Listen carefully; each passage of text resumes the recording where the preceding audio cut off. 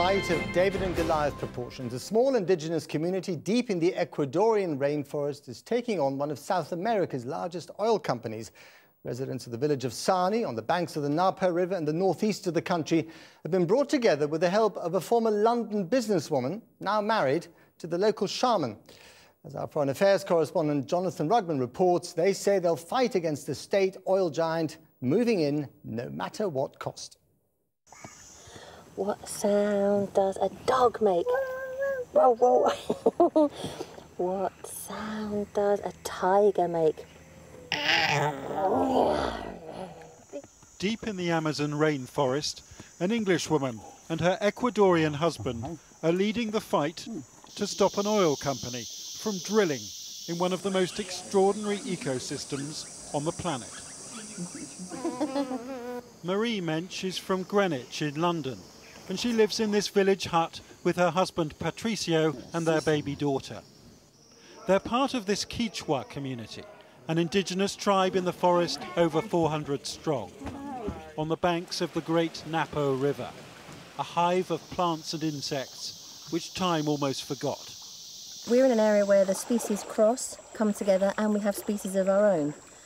So scientists that I've spoken to have said it's an extremely interesting piece of land in one of the most biodiverse sectors of the Amazon. Y reservas ecológicas importantes a nivel mundial. This is the corporate video of Ecuador's state oil company PetroAmazonas, pledging to protect the environment and showing how indigenous peoples stand to gain better health and education after the oil men move in. The oil company is promising a new school for these Quechua children, new houses and a football pitch, and it wants seismic surveys to begin.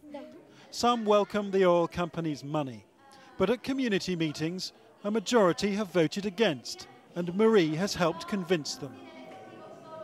She met Patricio while on holiday and ended up marrying him. This was their wedding day.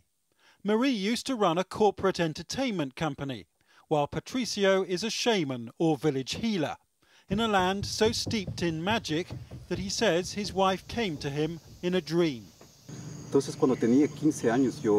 When I was 15 years old, I had a vision of Marie. And when I met Marie, I said to myself, this is the woman I saw. This vision was so clear that it led to Marie living with me right here in this forest. The couple make a living ferrying foreign tourists upriver to this hotel, ecotourism vying with oil as the tribe's future. It's financed with Marie's savings.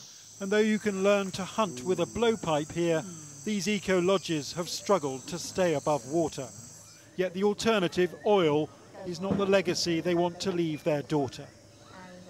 A 2-hour boat ride away, you can see why. This is the region of Sucumbios, where Chevron and its Texaco subsidiary are contesting an order to pay $19 billion in compensation for pollution stretching back decades.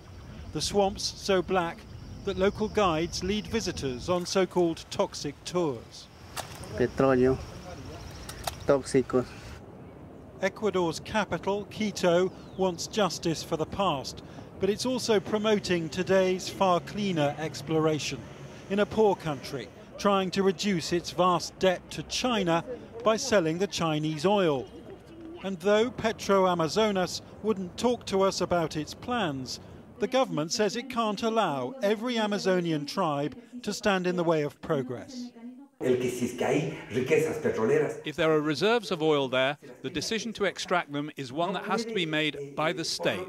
We can't have a single group of people, however important their ancestral knowledge of the region, deciding the fate of the whole country.